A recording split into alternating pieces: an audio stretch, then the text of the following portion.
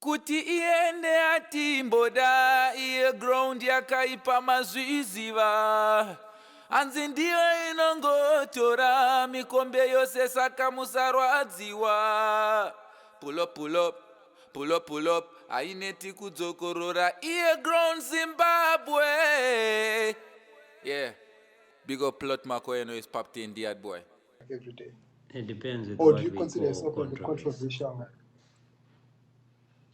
It depends what they call controversy, because sometimes it can be your lifestyle that people see as a controversy when it's just the way you do your things. So if it's new to people, it's always called controversy. Mapasta pakatangopfeka mahipster echiro machipfeko majino nakati controversy, but right now it's a lifestyle yekutota, it's not a controversy. So there are people like me that are pioneers in life. We were born to be a pace setter. Saka tikatanga chinhu tikabatidza moto kuti bvam, vana vaura haane controversy munhu musoro wakatemushe zvaanoita zvitwe nevamwe, because we are not created to be copycats, but to be the original copy that people will copy from. Saka I'm not sure with what you call controversy. And I'm asking because I remember the day you left Zimbabwe, you posted that you're going to retire, but the next day we see you're back in the States, and I was thinking, what was the intention? That one is not there? a controversy. That one is a lie. But as a man of God, as a prophet, as a preacher, is lying something that is encouraged? We cannot encourage people to lie, but it doesn't mean we don't. But you do lie? Yes, sometimes. Depends with what I'm trying to deliberately say. or okay. But is it deliberate that you lie, or is something that? Oh, that one was deliberate. I did it because the first lie I created was my status. I did it deliberately, going backwards. Some haters wanted politics to affect my brand. So some haters put a flyer written "Passion for President, vote for me, yes. 2023. I don't know if you saw that flyer. I saw that. It was everywhere. And because it was everywhere, you know, you don't want to mess up with politicians. My father, Bishop Jones, told me, no matter how great you can be as a prophet or as a person or as whoever you can be, never challenge powers, always respect your leadership in any country. So when that happened now, and people believed it, I said, if people can believe this lie, let me teach them a lesson by creating my own lie, so that when I come out laughing about my lie, people will know that it's not everything you see on internet that you have to take serious. I don't do politics. I will never do politics. I will never be part of politics. I will never be a minister, a president, or anybody. But when people try to push me there, I have to show the world, the other side, that don't believe anything you see on the internet.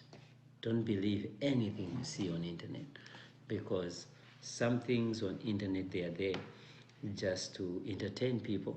Some things are just there to make people fight. And if people are controlled by a picture or a video, then we have a problem right there. So the picture that you posted around the same time, you posted the picture with His Excellency.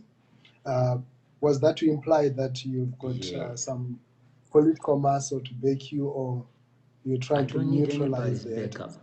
I'm an own man. My name is Twabam. That's enough. That's the name is enough. Twa and Bam. I don't need Bill Gates. I don't need anybody. But I do need some people that help me to be who I am. But I don't need anybody to back me up to know that I'm safe in my own country, Zimbabwe. As Bezere. Because Zimbabwe is a free nation. Saka nditombonide kuti nditi ndozana ningi kuti ndiwe safe in Zimbabwe. I'm safe because Zimbabwe is a free nation. But ndakaposta picture president. Yes. And what I meant was the truth. Ndo respect a president wangu. Pane vasingawa respect, oh yes, for their own reasons. But handina reason yekusarespect a president wangu. Bible rinototi tonamatira our leader and our leaders. Ska ndoarespecta ndoanamatira ndotovado futi. But kudiwa hakusi kwemunhu wese. Pandakaposta that lie yekuti ndasiyana nemukadzi, ndine maqueen akandikwinura hobo. Yeah, vanyora chakati, we are sorry about that, if you need us for any assistance we'll be there. Vamwe vakanyora uri kuuya kuamerica, tikumbura kuti tigiro zvakati mwakatanga kusenda nhamba, tikumbura kuzoti stroma video tibatsire and stuff. Because vanhu vanongobelieve ngoti zvavatongoona ndizvo and stuff like that, but internet is always internet. But I mean, making such a post, knowing that you have a wife, though I don't remember you getting married. Like, are you married? Like, or what a lot of people don't understand is this: internet is internet. You don't want to take your whole life and spread it all over internet. I live 24 hours in a day, but I'll post 1 minute of my 24 hours.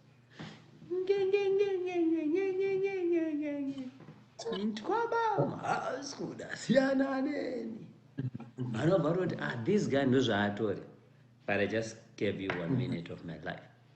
And again, I think I watch I'm going to do a 70 good. Ndakatorwa life ndichiratidza kutengwa kwerolex. Saka munhu anobva atofunga kuti mari yake inongokwana kutenga rolex, atomboziva kuti change yacho yasara ichaitei and stuff like that. The main point is, whatever you see on internet is not what the person is. Varipasikana anopfeka makeup netumandwindwi totongovhara vaina mahotera unotorwa kacha. Hazviro kuti anogara muhotera meme, hazviro kuti anogara nemakeup. Izvezvi face kwake kunenge gaka right now, but vanhu vakamuona roma foundation aya adidididi angati ndezvaatori. Mazuva ano kune inonzi what do you call zvimwe so zvinoita kuti unake, so zvimwe applications zvepafoni zvokuti ukaisa picture yako unomunaka so tsvukirira unaseta skin pururu so. But then ukasangana nemunhu mureality unoona kuti I am a one. So I encourage people to say life yekuhanda pa internet and stuff and be controlled by internet. But what's your influence? What's your word to the youths? Last week and the week before, there was a conversation online, and this conversation really got heated, and you responded.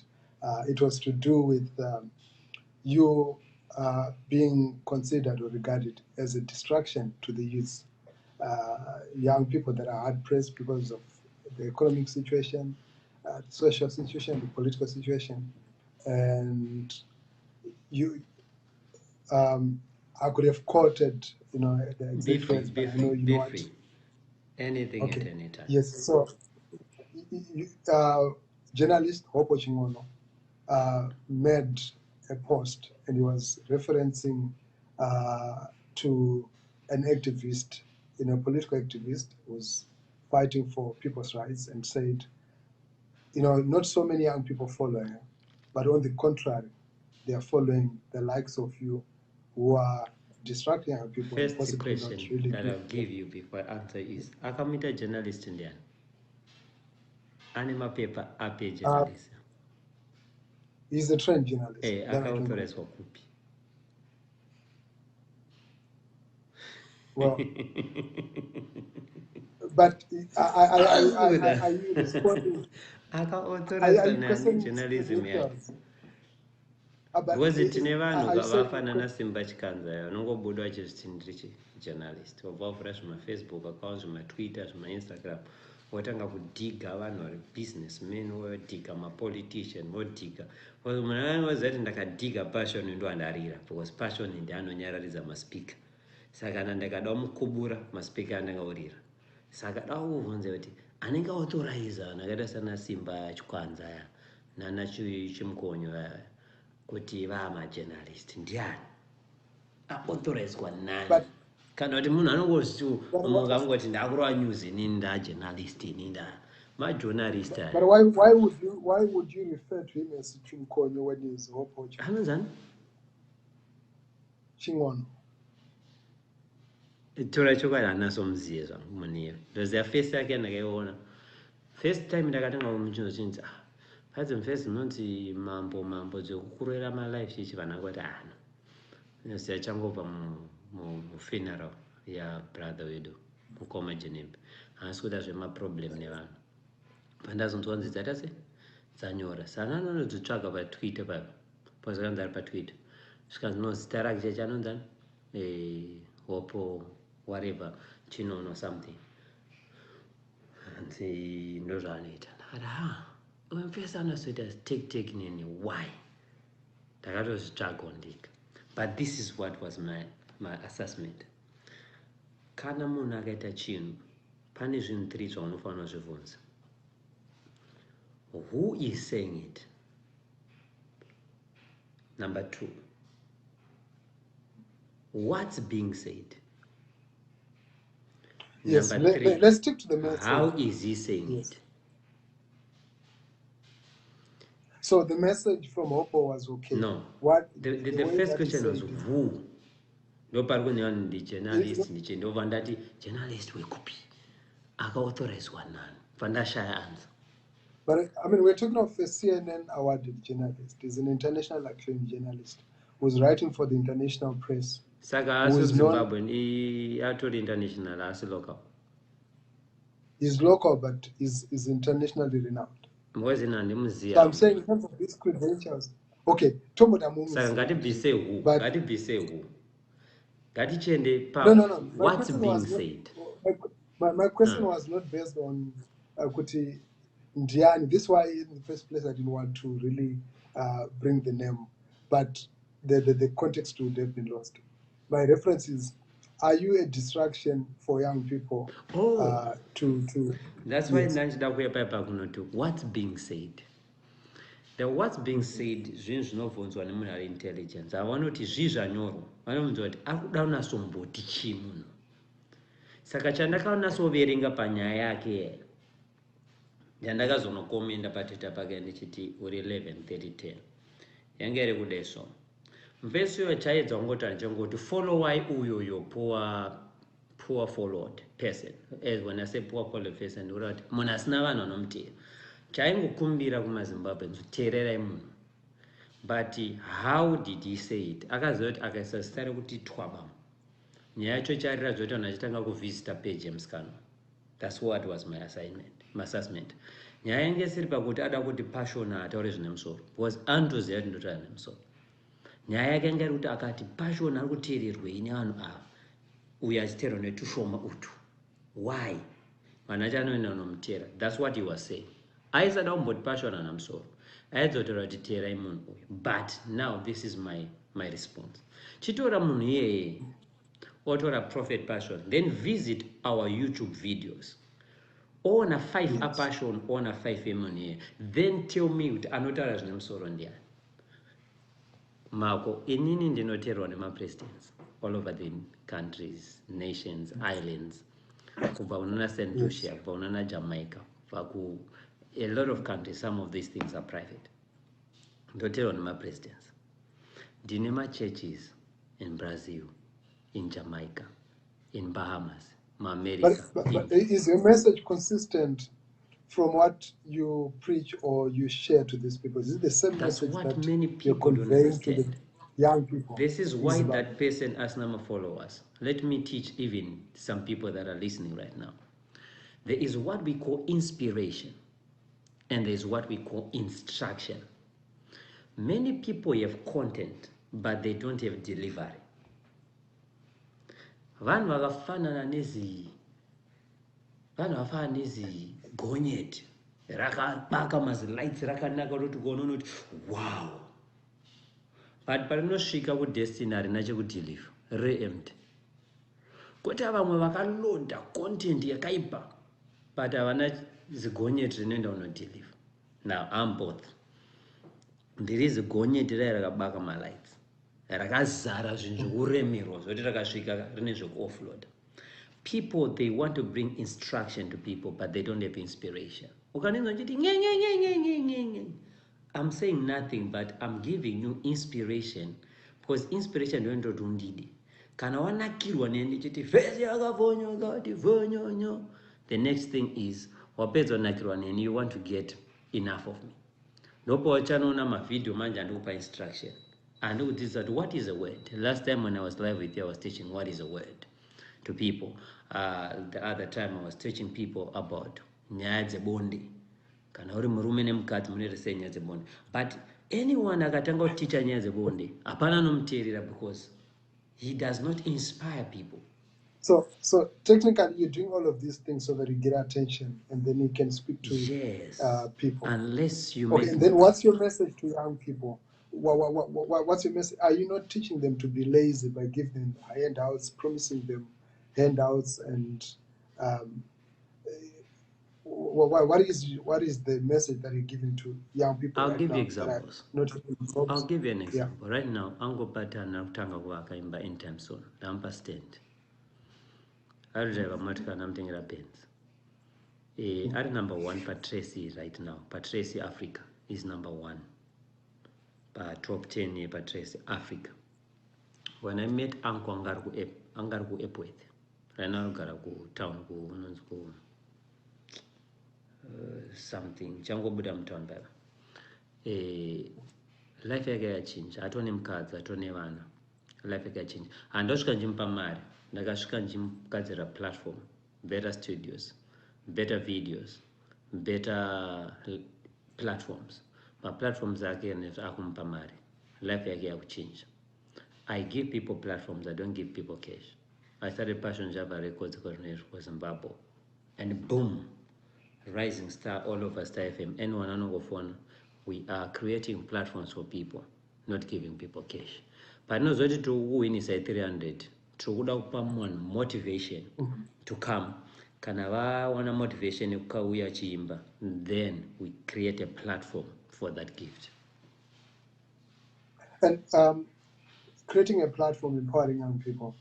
And then why are some that you have worked with before, why have they left you? I'll give, for instance, Q-Spot, Enzo Aisha, and the other artists that you worked with before. I'll give you a simple example. Passion does not wink achiti praise at a song, but have the money to do it. So the question to people should be, why Passion asngeende kuna soja love? Don't in my songs over na soja love. No, not in the song. It's because my passion is to take people without value and give them value. So once you have the value, I have to look for other people that are not known and make them famous. The time I made Job Master, hakuna mastudio amfarira, ndine mastudio andakatorwa kuti abvumwa. Mastudio andakakumbira reggae on his behalf, andakanonombhadhira mari on his behalf kuti adiwe. Ndine maradio andakampusha kuti apinde mwana. Tine platforms andakampusha, nema songs, ma videos andakamitira. Now he's in the top big ones. Then I have to look for someone new. Saka kunonzi kutizwa nevanhu anaso kunzwisa kuti unekuri papi, because pane vanhu vasingatsike nevanhu vasingatizike. Okay. Yeah. Still on that, I want to give a bit of a reference. How is your relationship with Q-Spot, with Fantan Levels Naribe currently? Andonzwise papo. Ukama wakamira say Fantan Levels Naribe. Oh, those people are always family. But I don't want to lie, I'm a honest person. Paise panozipane family. Kuva January kusvika December pashaikwa paunomboti mukoma madya sadza ramo. Omuka chimunya chisimbo mufiriji. Hausvayo musi wekuti unosvika sisi vaita sei vatsvairira marara pasi pembedha. Saka pane pamunombokosorera nawo, pane pamunombotsvukisirana maziso, but family is always family. Inini handisi perfect, ndinanawo bwandotadzira neva ndichatadzira. And even Enzo ane vanhu vaachatadzira nevanotadzira. Ndine program rekubuda naEnzo musi Monday. We are releasing it Monday. Tagadzira chimwe chimovie chisati chamboitwa Zimbabwe, chikudubu chatobudisa Monday. Yanga achibvunza 15,000 yake. Anga waizobvunza 15,000 paInstagram and stuff. It's a big project. Haisati yakamboitika Zimbabwe, but azviroti mangwanawo tinoona kusatoshorana, toondosvika tototoshorana mangwana, because chinoitika kulife ndechekuti haukufa wakagona from January to December. Unepa unotomboitawo maerrors uchibuilda uchienda. So inini nechisport we are family no matter what. Levels anoona kunditadzira indoona mutadzira, but azvirevo kuti he is not my family. He is my family. He is my family zvekudaro. Great. Tichitaura nyaya yekutosvarana. What's your response to the incident that happened 2 weeks ago? Kugava. Enzo, not Enzo. Fanta. Ndonzwa kuti pakaita bata wabata. Could you just clear air on that? What really happened? Because I'm doing this sort of family watch. Yeah. Iye chinono mwamchitaura anga agarana na Fanta. That I think few days before ndikando Zimbabwe ndochera pagava chena mwenda panzi pa Queen of Arts ka one, but kugava ndokwandotocha. So rero manzo kuti kune food poisoning unofanira ngomanya pagava because gava ndoyega ndodya kando Zimbabwe. Pane rice nedovi, pane food kenge food kanga craft. Saka inetika neyongoti ndandakagara paya fana varosvika vari patable big up sese varoti anochi tine face wedu chinono ichi anda maherbs ichi tikudadadadada sachambanogara pasi ndishimoni kana kuti no mambondini iye zvikanzi, but also weapon is someone else. Vanhu two. There's a journalist in the we do it for two weapon. Asiri uyu. Asiri journalist no. I'm confused. Uyu mambo asiri wopio. No, they're two different. Skasarakera mambanza. This is no. Wopo is a journalist. Mambo Dini enters my head. Go for two. And as a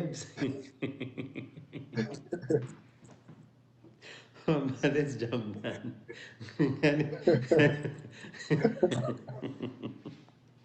Oh my God. Ngati jump. Iye mbese. Mbaena mbano gara wetebo ukwanete. Esujwa uno. Enani mzia. Anasana mboita se.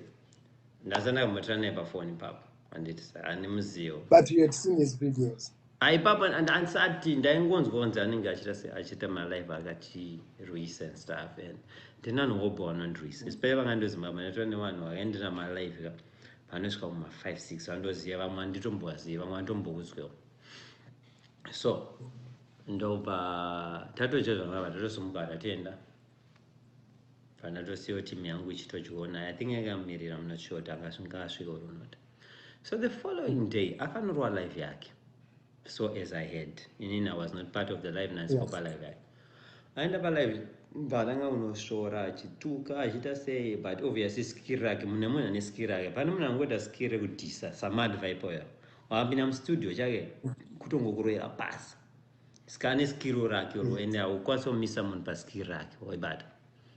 Inini I will not do that because I'm a businessman. Kana ndakuita zvinhu zvangu ndotoziva ndakuisa business ndorwanda apa munhu atomboziva kuti business nderangu ndoita hangu skill rechimad vibe.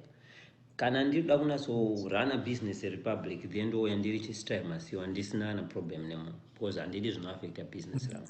That's when anasa ndasingazivi mabusiness andoita.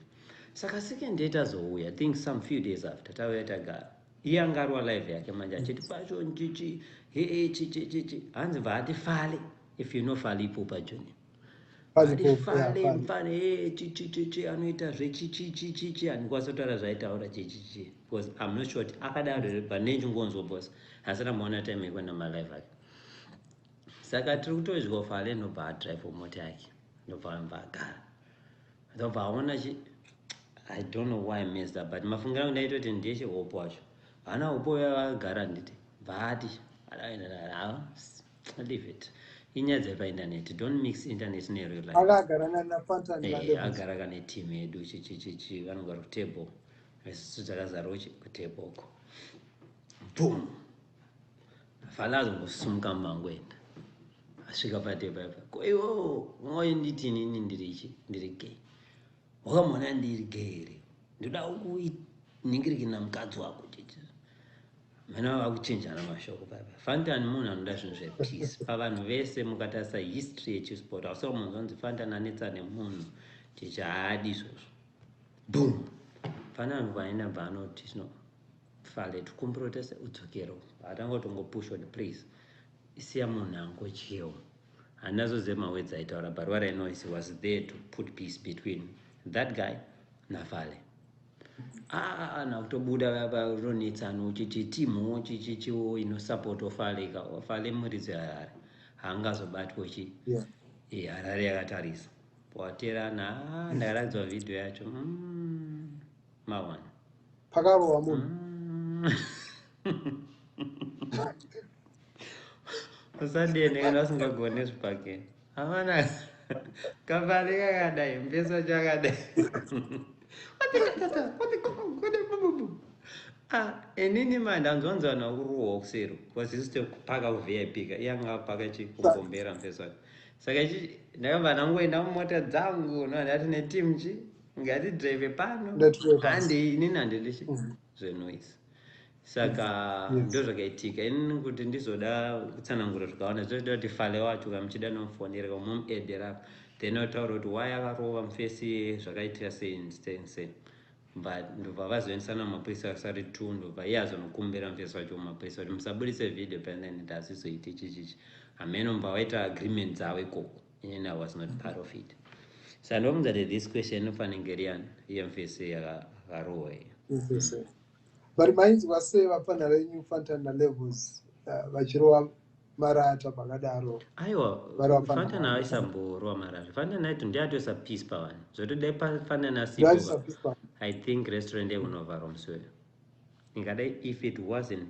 for Fantani handifunga kuti paibuda zvakanaka because mufesi wacho hanzi aitoduwo futi zvechi achitozvitowo chichichi bo unonge uchiitawo kadai kakamunhu kakadai usingazivi kuti usasaize imweni one irichi 323 neengine yegonyeti akazoona zvakunaya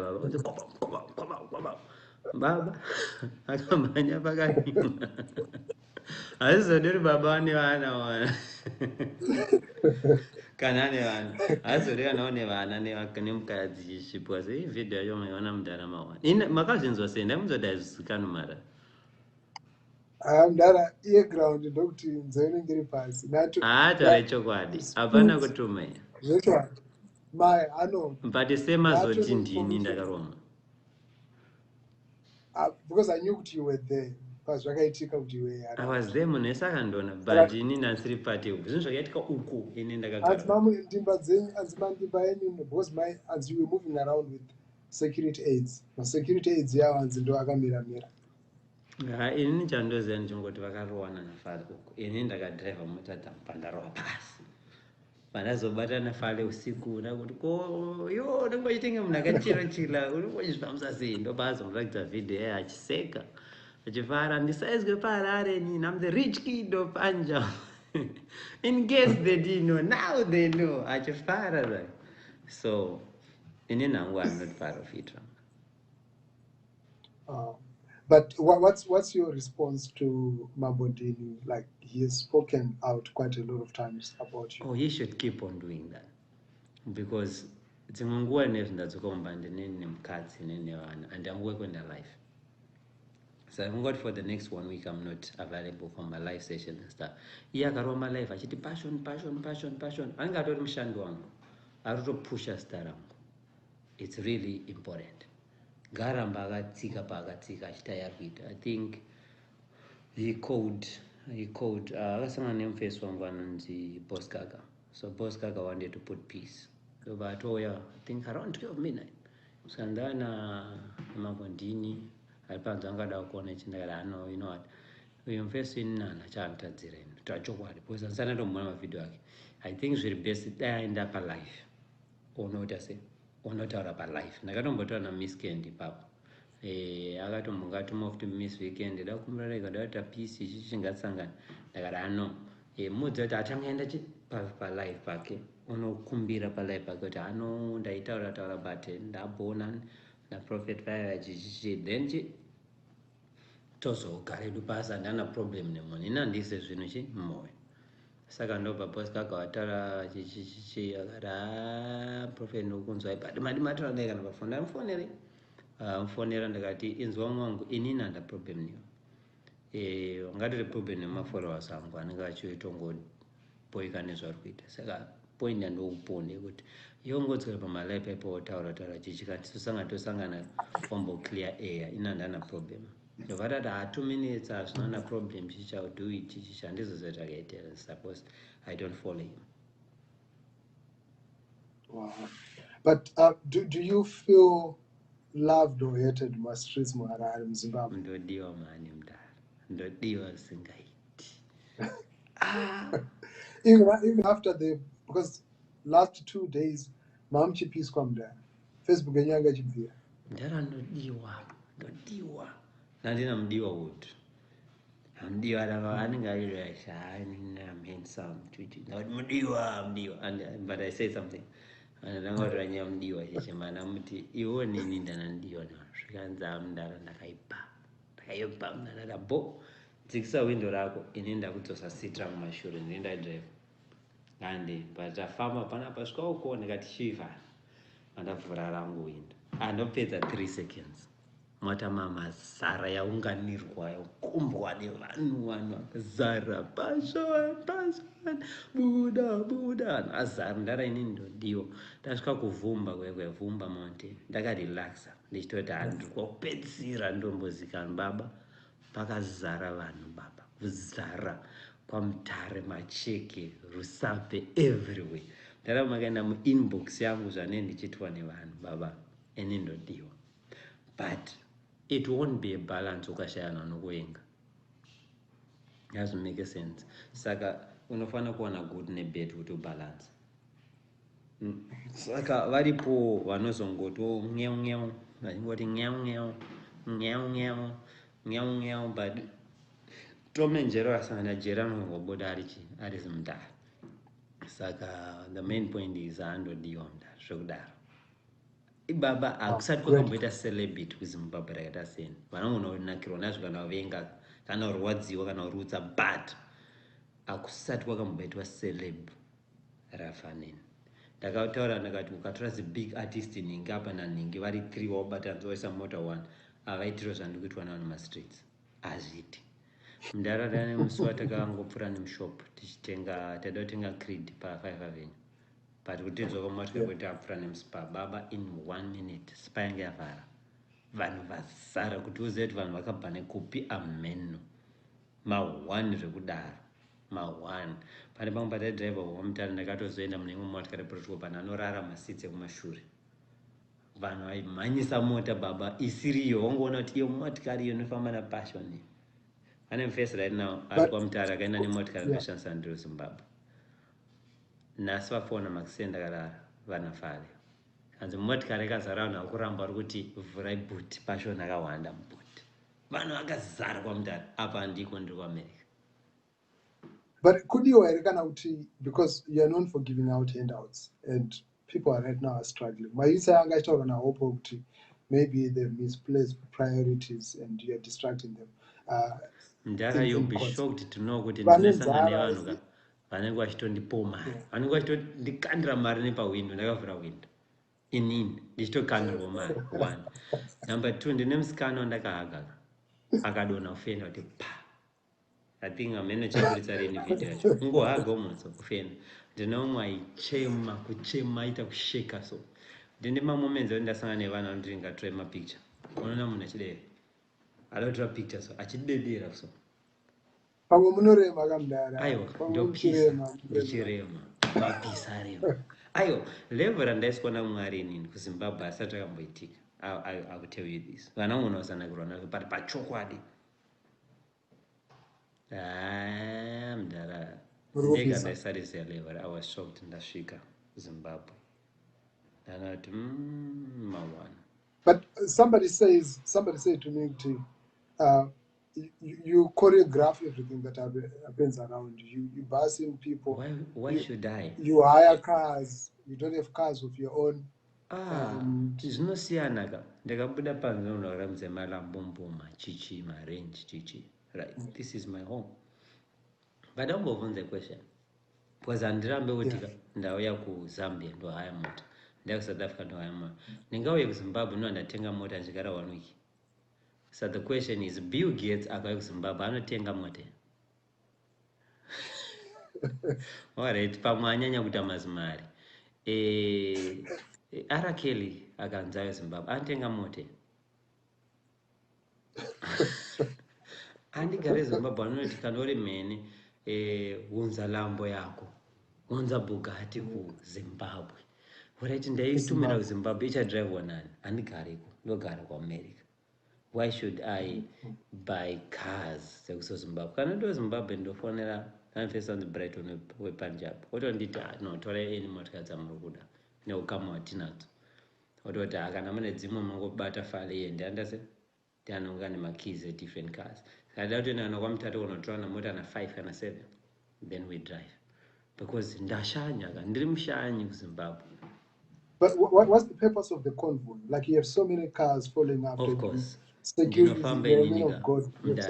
Kuna anonzi mabouncers anofamba neteam dzekuZimbabwe dzaidzi anenge akatenderedzwa nawakomana ane masutu mabouncer aya kozoti anonzi mabodyguard. Mabodyguard because imbofunga endakadai 100,000 ndine kati yebracelet re16,000 ndine ye70 ndine 10 maringi angu anditi ndo inonzi bodyguard. Haukwanisi kuclaima kuti une bodyguard usina chinogadwa pabody pako. Napeka coat ye4,000 saka wakutonida kuti body yako igadwe. Kana munhu asingakwanisi kuisa kana hand insurance how can you claim kuti ndine mabodyguards iye asina hand insurance?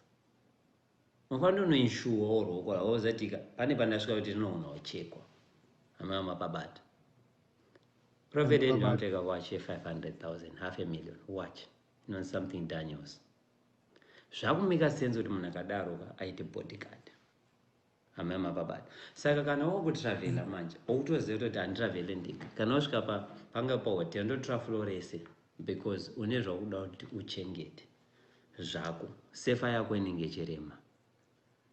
But what about the divine protection? Does it not protect you? Pane mapasa aimbofura vanhu tanzi musaisa mabelts kana mapinde mumotikari because mune Holy Ghost protection. Hapana. Holy Spirit nemaangels anochengetedza spiritual life yako nespirit yako. But panyama iwo ukasapfeka condom uchizviti ndiri anointed ndina mweya mutsvene unarohwa nemuvhevheka unarohwa needzo akatemba mudara.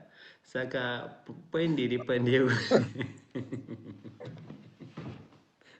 makwakuseka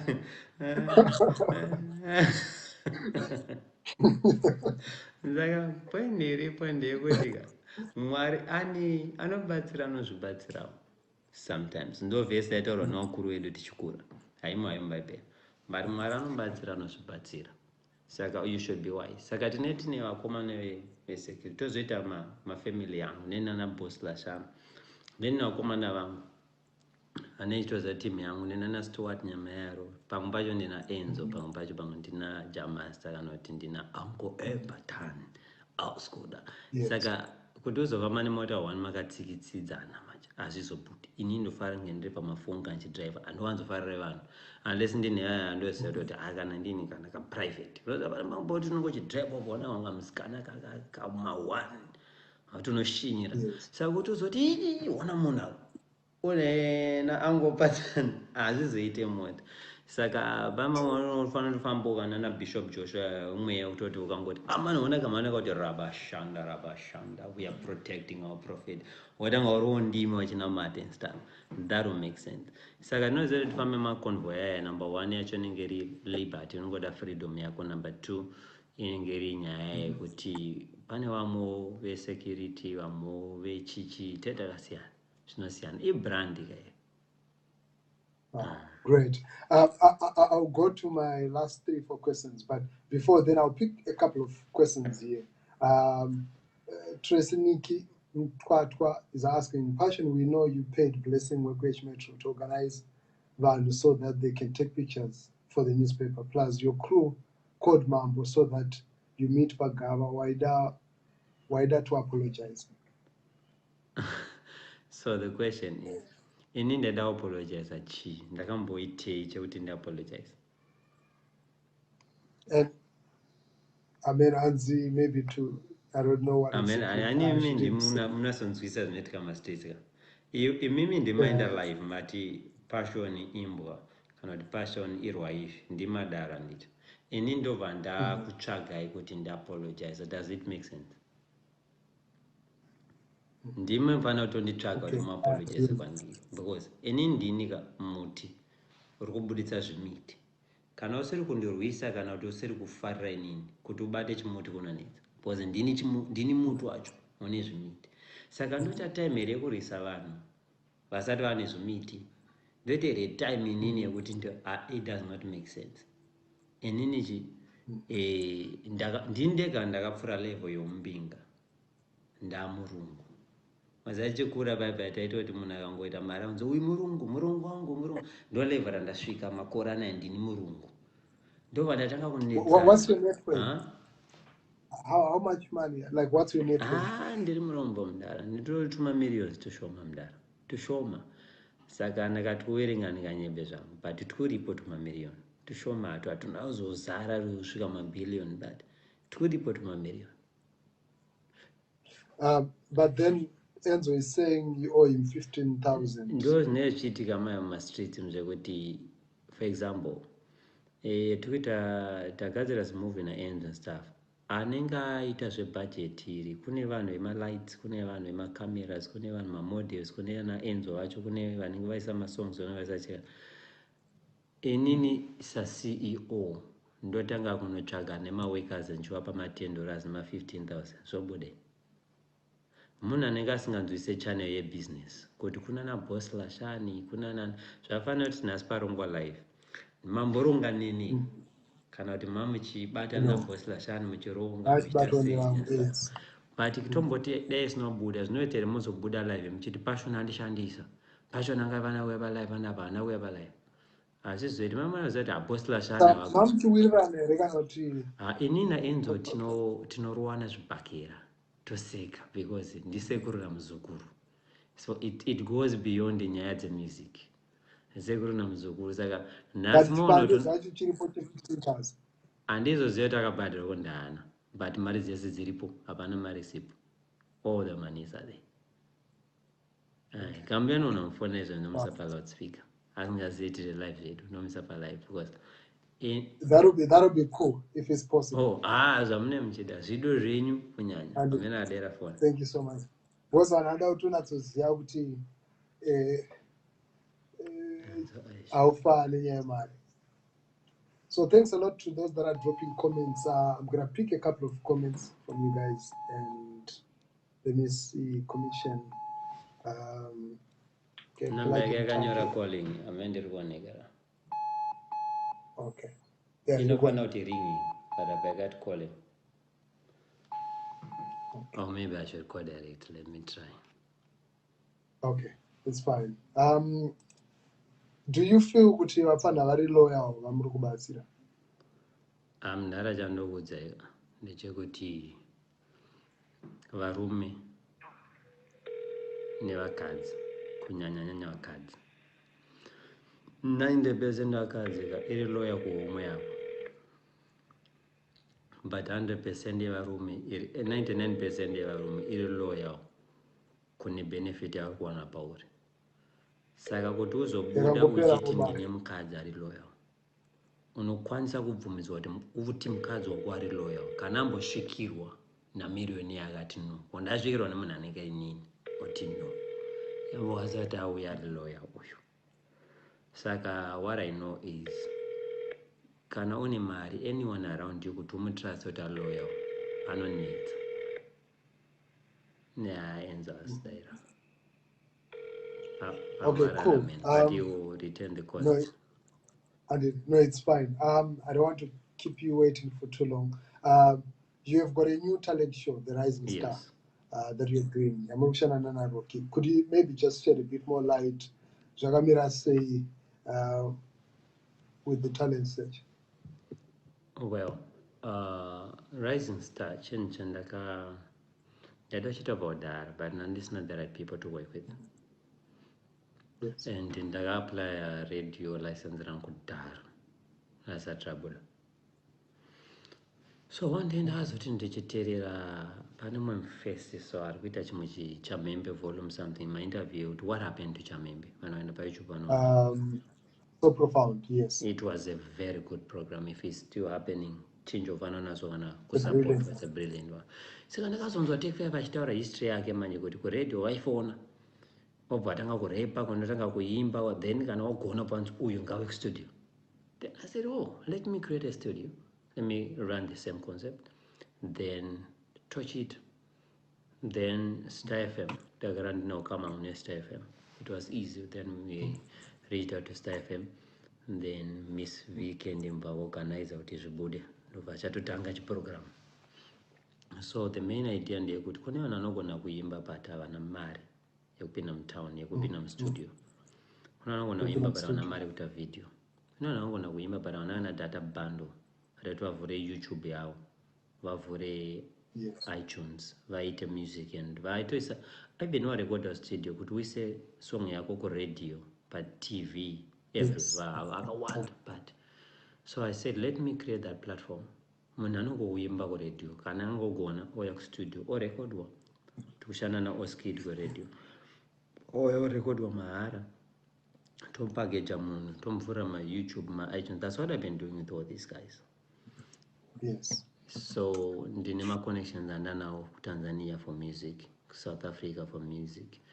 We just starting ku Ghana and ku Nigeria for music, but we established Tanzania and South Africa. So the main point is we are just there to your people. The I did this year and Ghana so go on a panel that was 30 December and I found a motor, right?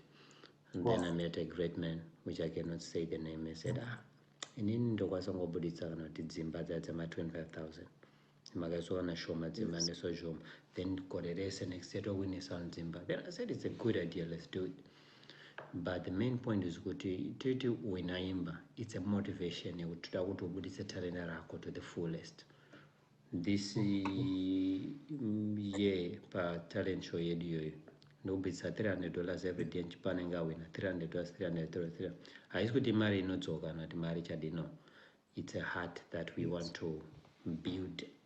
My icons. I just Zimbabwe. I just shake Africa boys. I don't go to Banzi. Africa patoro na Nigeria na Benaboy na Davido na Paco pato ranking chichi team here na wenda Ghana unozwanya zana niki boss because Zimbabwe mainly patro international Buffalo Soldier ndo ngeshtawo these days unotomboshiko samo kono kwatonzwanzi Jabreza chaka international few. So we want to raise mafana vakadzi varume vatimu yekuti ikatanga kurwa music both last and one platform kuma Tracy channel or MTV kuma East Africa TV, my TVs there's connections with 11 TV channels in Africa. We just get someone, we do big videos, we spread, then Zimbabwe flag gets up and one's over to yes.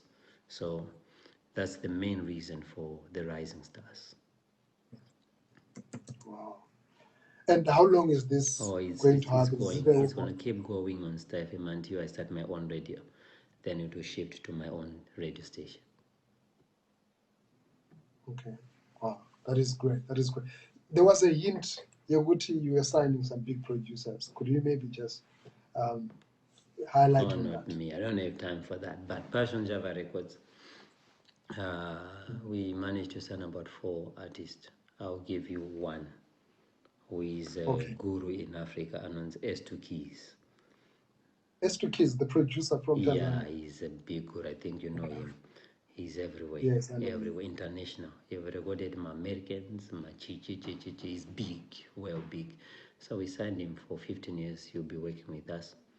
Kupassion Java Records, and all was done by Boss Lashan. It came as a vision because we want Zimbabwean artists. Name artists are Ningatishana now, with our plug internationally. That's the main goal. Wow, that is great. And you just left Zimbabwe right now. What do you think about the music and the sound that's coming from Zimbabwe? Audora Jawadiga. Zveloka kuti uragona zvingaiti. But apa continental. Kana kuti pa-Southern Africa chete tichiri pama-1. Tichiri pama-1 rekudaro. So, but there is big inspiration that I see from Japanese. Buffalo Soldier. Parkurova zvekuti if you meet a Nigerian, so do you know Japanese? And ndine mfesa anonzi JK wekuZambia when I was in Africa. I don't know Japanese and stuff. He's big. But I don't chema to Zimbabwe people like Japanese. Oh, Buffalo Soldier, chaka no mweta program na Buffalo Soldier, chaka. So it ends up our phone. Saka inini chingochema kuti people should reach those levels. Enzo Aisha. There is a what's that story unoda kandire live izvezvi? Enzo maybe. Asonza name yacho. Asonza izvezvi? Hello. Ukunzwa ere izvezvi? Hello, Dad. Awusikula.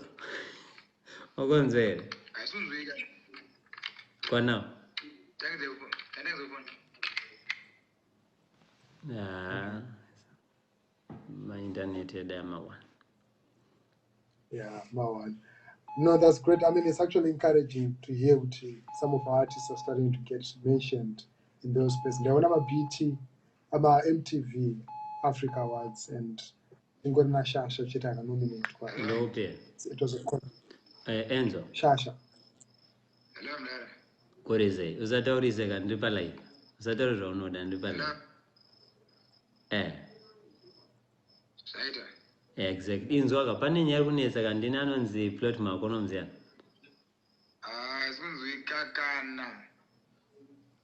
Yeah, pakati pefoni yako neyangu pane yakafa. Sangati bata nditende. Hayi mwachari pa live manje. Iri pa live. Then iine vanhu 4 chete audience. Okay, your wife and who are the other 3? I'm sorry, but I promise this by end of December next year. Zimbabwean music in India mama levels. This I promise you. Yeah, I did have pieces of that. But I mean, it's quite interesting because you have so much faith in your project, Rising Stars. But I look at the people that you have selected to run the project. I'm not questioning them, but I'm thinking, do they have anything new to offer? Does Rocky have anything new to offer? I'm not doubting his talent. But what happens can now you offer is something when else? you have a vision, it's all about you. You take that vision within you and you put it into people around you. Yes. Saka ukwanze kuti iwe hauna vision unoda kutsvaga vanhu kuti varane vision isipo. I know where this program is going. Ndikatora plot mako kuti ashande neni pa this program. The same results I'm going to get with Rocky. ndakatora riarakeli ndakamisa pasame spot ipapa same handichangoita mari zasinaro because I know kuti tiri kubaya up inini handitange chinhu chandisandapedza. Asi amuona kuti kana ndakauya zoti ndakuita kana kuti chakati nemunhu paindaneti neitoziva kuti ndakadai acharesponda. So I was good in playing chess and I'm still one of the best. Saka handitange program isingaziva kuti ichapera sei. Neitoziva kuti tichadai December isvika tichabva tachinja pattern todai January todai then tandama artist edu tichamaplaga up and up tichadai chamboita kabeef neumwe one artist wangu ndomboitenge siri kuwirirana naye tomboitenge tiri kurwisana todai. So is that all drama? Like It has to be. In my life, it has to be a TV. Play my cartoon. You play a war, vanombo manya, vachimanyiswa. You play a mama series. You do not go to about passionate teaching us. Then you play our football. Then you play. It has to have everything. So Ukashaya that, then you're not going anywhere. You are great. Confirm before we end. You are an entertainer. I'm everything. I'm a prophet. You're a prophet in entertainer. I'm a pastor. I'm an advisor. I'm a counselor. I'm an entertainer. I'm a comedian. I'm rich and I'm handsome. So are you moved when people are angry at some of the stuff? They have to be angry. Or it's all showbiz? They have to be angry. Because chinoitika ndeyotika ndikati ngenge kuna mwana inwisa kuna mwana mafanisa. Saka panofanira kuti ava angry nevanofara at the same time. If you don't have haters, you are not gifted. If you don't have haters, you are not that gifted. And this is what I'll tell people in closing. Stop complaining that I'm being used. They want to use me. They are using me. The reason why people want to use you is because you are gifted. The reason why people want to use you is because there is something in you that is unique. The only people that can't be used are people that are useless. But you don't want to be useless, you want to be useful.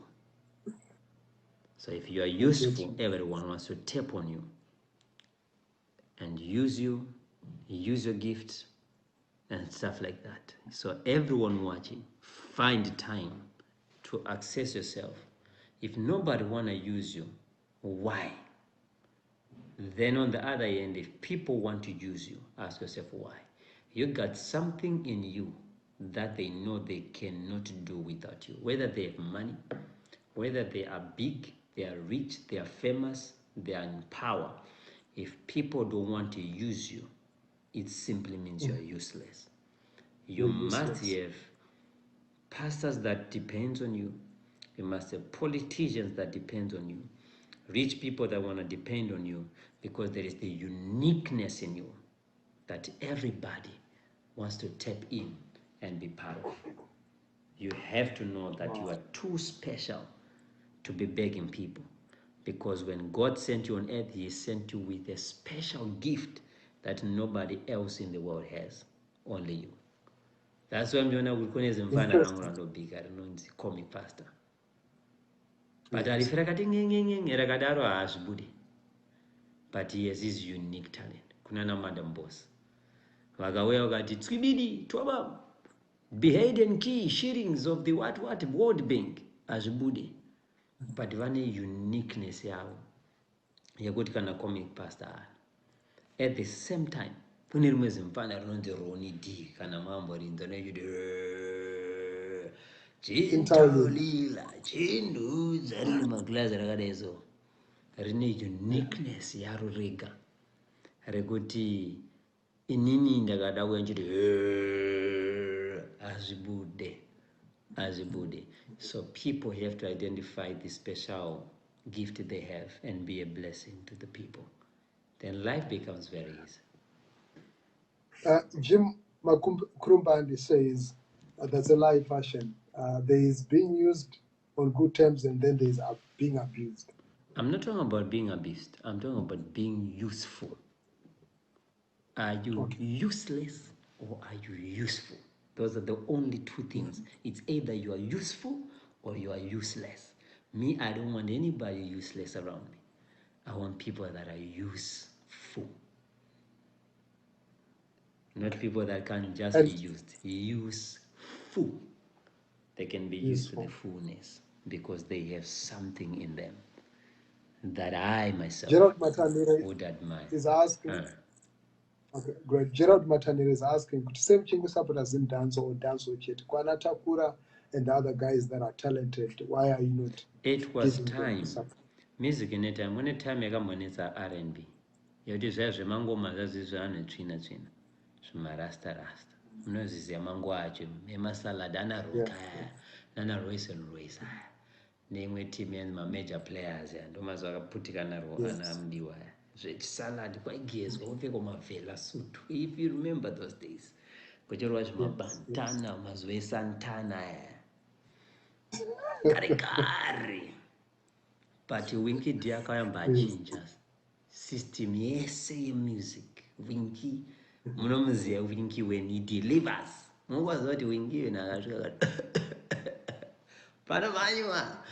Ndifunga kuti kune munhu anorova saWinky Zimbabwe inini mafungira. But Mambuti Japraise is international when it comes to kuzikanwa na Nigeria, kuna na Ghana, kuna na Tanzania, Beatrice error. Munhu anozikanwa every. But ndakutaura kuti kubata mic kunzi Winky ita zvaunoita. You know him. Munoziva. Hazvisi nyore kuramba uri pa number 1 kubva 2001 kusvika 2020, 19 years Winky akabata chimuntu kuzimdanzo. Hazvitiki. So do you have blessings? You use the title Gaffer, which is a name that comes from the vigilance. Winky, do you have blessings? I was in Dubai and his brother is in Dubai and his brother said, Passion another video here, happy birthday. That was 2015.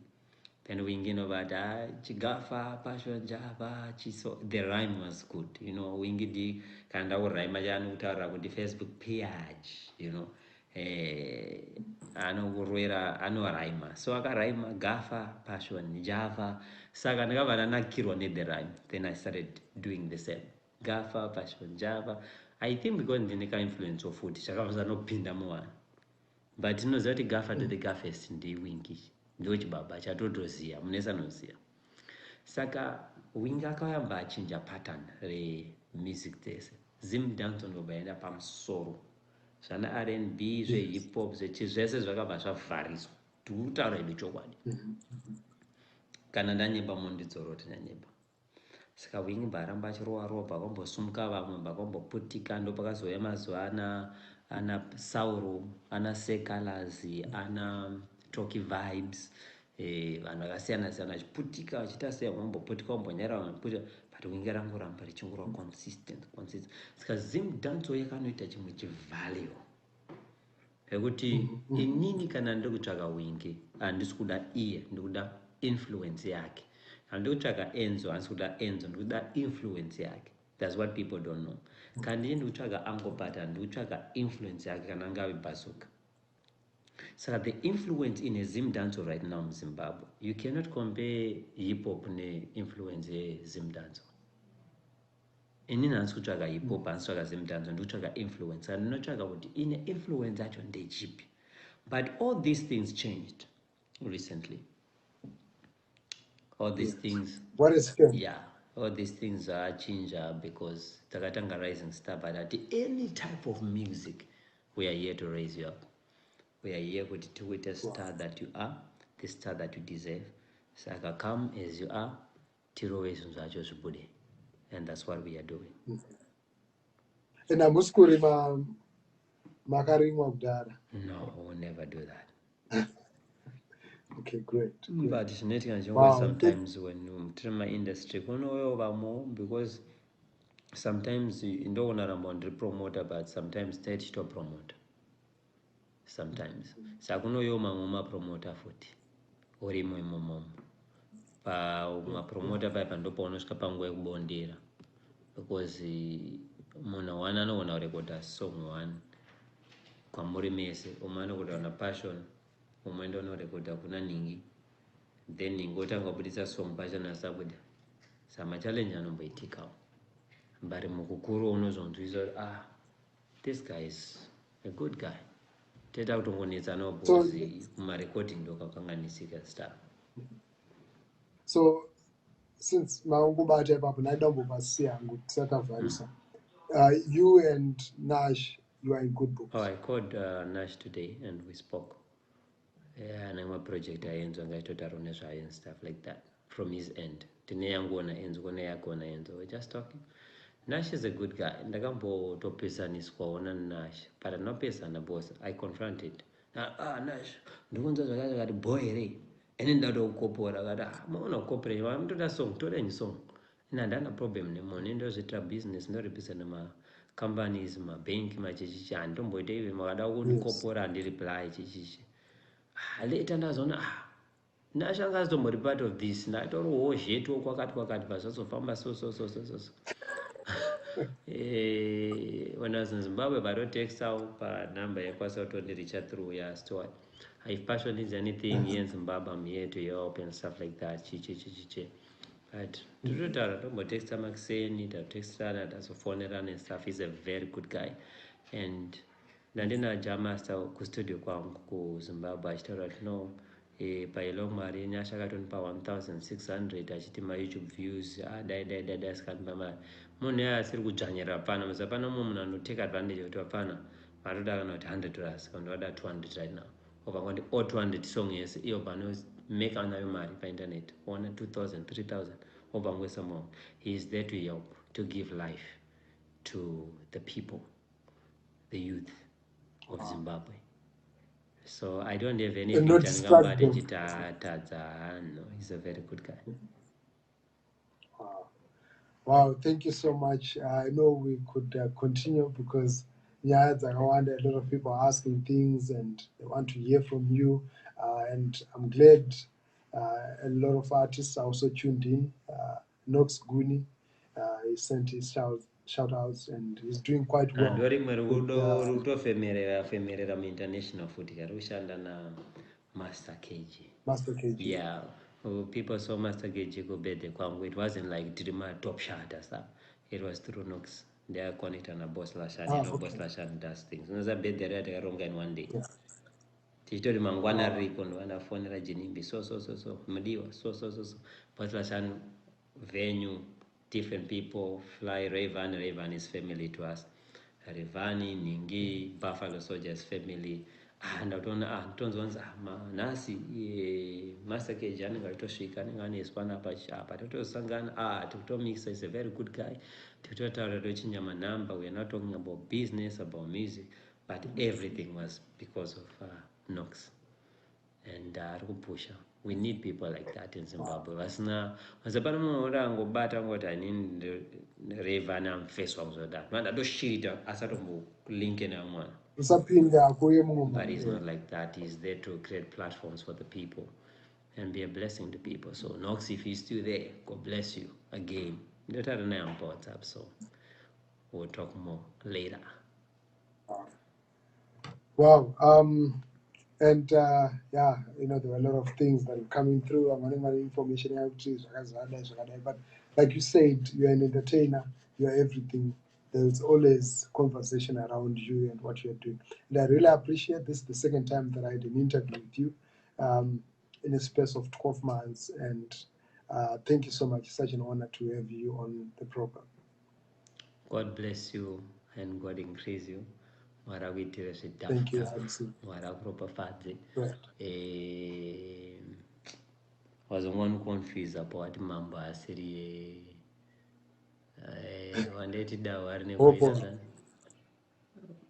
But why do you use such words? Like, do you find it, is that okay? But do you know why ndichitsvinyira sometimes?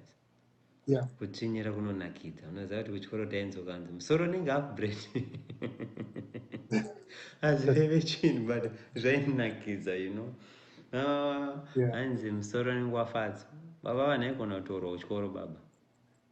Saka sometimes udodzokera mazuva ekuchikora because isu chikoro takabva tisataura ubva zvinongori dofo zvazvera wapedzisira paform 4 uchienda form 5 form 6 kuuniversity saka unenge uchine kaunhu kekuchikoro unenge uchirara uchifungwa kuti mangwana ndoda munhu ratektek pane vese vamwe Adam chinowaita munhu raAdam tektek mangwana watama murwera zvimascript zvekumutetenya nazvo saka unosvika uchitenga wanonoka so wadedzera nepahwindo repachikoro Adam musoro unenge kaiti ndakakuseka mwendasekombomhanyiswa and stuff so munhu akada kundita tektek I see it inge tadzokera kuchikoro in another ways ndee ndichiti nyaya dzakutaura ndedzepwere ndezvechipwere zvavari kuita So it's never saka serious. hazvisi Like zvekuti ndikupfekere suti inini nditokurwera inini ndakada kurova munhu tektek anonyura mudara inini ndada unazoita utsinye munhu anonyura kunyura kuti pwa but unenge uchiona kuti zvaaita zvinhu zvepaindaneti kunyura because of your connections no to the system. Okay. inini ndiri ntwaba ndokupedzera munhu zvekudaro kuti tswibidi aiwa ndopedza munhu ndopa namba tati handidi backup ndipedze munhu ndakada kupedza mako izvezvi kunzi mako anyura vanhu vazoti paimbenge pane munanzi mako ndinorova tektek yekuti haweka unonzwa kuti ya simba chikadzi akazotosvika panguva yekuti kumbura regerero postla shandokumbura to the prophet no it's okay mbozi kana ndakada unazorwa tektek nemunhu ndorwa tektek but pane chinyaya unoti haisi nyaya achiite zvechiwana ndikari kuita zvechiwana watorwa kana katracksuit kako keguchi watanga kuti chaka then stuff like that but ini nanguka ndandoda kunge ndiri in peace kusvika December apera ndozotanga nguzvemabhizi nevanhu January vanoramba vachendira malive vachendirwisa dai vatombomira zvezvo uyu hope uyu ndakatozomuresponda because anga kuaffecta comment section yangu kuti vanhu vakatanga uya vatanga kuti manzo ere hope inini handitombomuziye mvezi ndaifungidzira kuti ndiye wemalive mambo saka ndanzwa aita live ngoti musiye azonzwa manje nzwa namenda Twitter kwake ndakunoaffectwa inbox yake macomment section vanhu vanomunyorera kuti 11:30:10 vanhu varamwamuseka. But what was that? What did you mean 11:30:10? Honoring and conquering. Madame Murmur, no, and is all right. Google address America 11:310 Mount Montgomery Road, Silver Spring, Maryland. Just Google or go on Prophet Passion website and check my Kingdom Embassy Maryland branch address. I think my branches are under different countries and stuff. But you will see what, no. Let me check something. So, Mom Silkumtuka ni number here. I need to know the race and that I'm doing it by name. Can thou Roman take the race? My own address. Do address the Amway. Maryland. Baseview, Maryland, 11:310. Yeah, but Maryland, let me check. We got MD, USA MD, Beltsville, 11:310 Montgomery Road. You see, you know what? Don't market that address. That's good. Okay, interesting.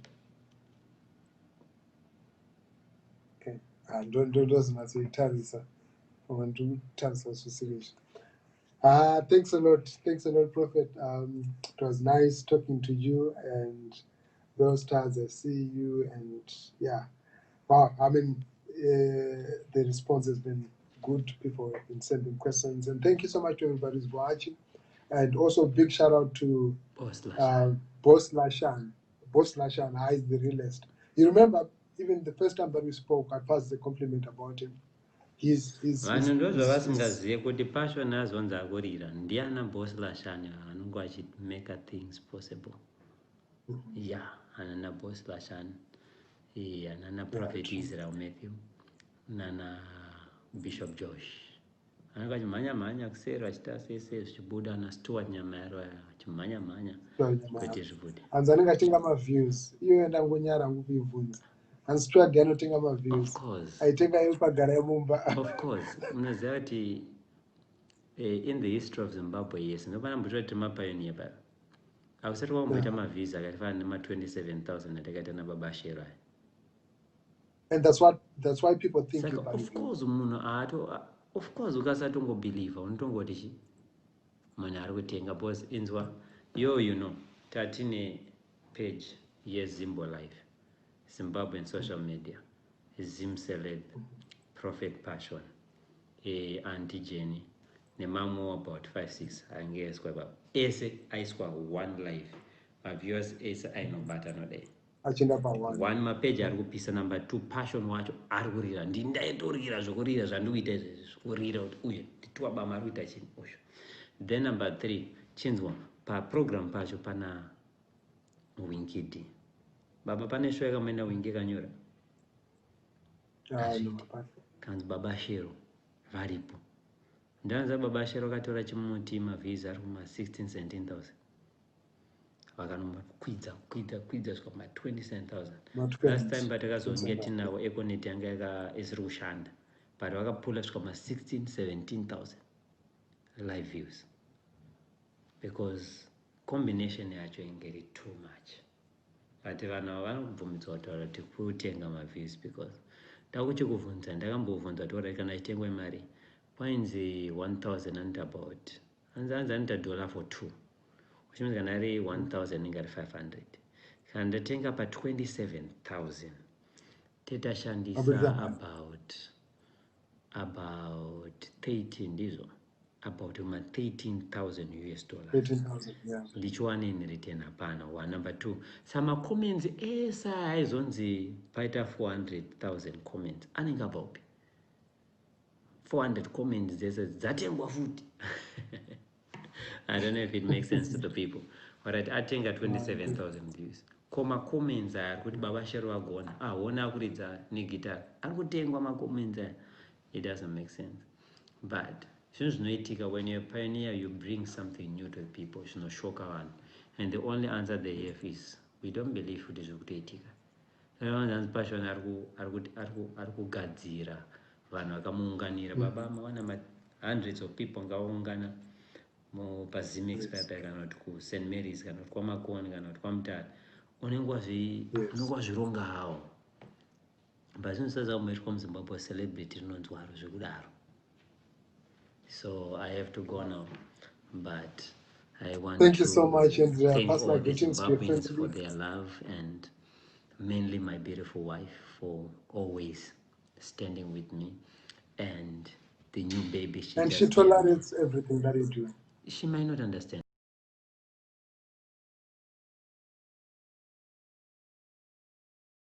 everything because I'm a piece of work sometimes, but her love for me is beyond my foolishness.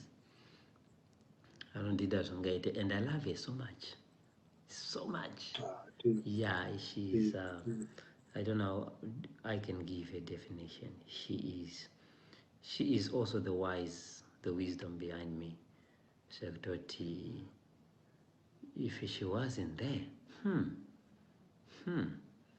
yeah, I'm a one because Panama foolish no so then she will just give you a wise line and paying out. Nindina wisdom so.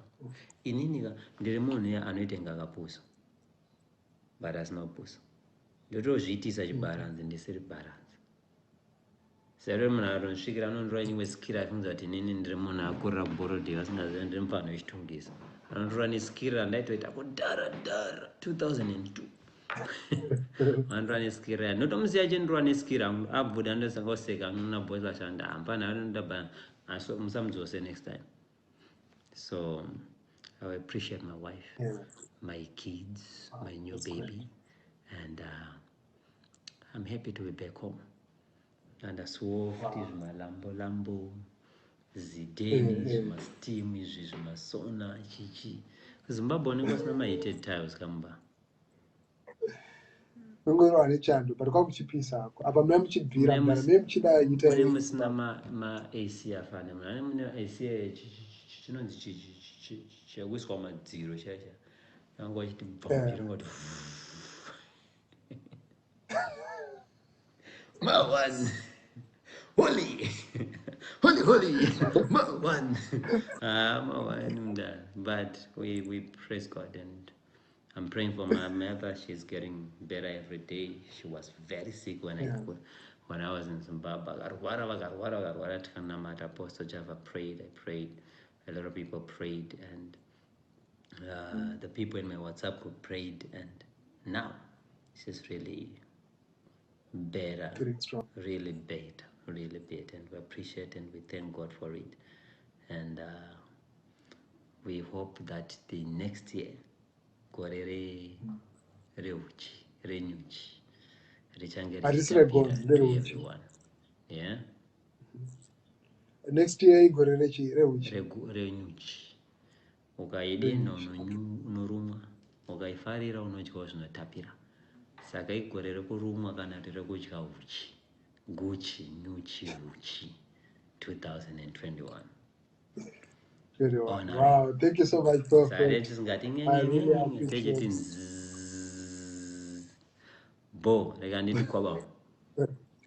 I really have a great day, and thank you so much to everybody who's been watching. My name is Prophet Marco.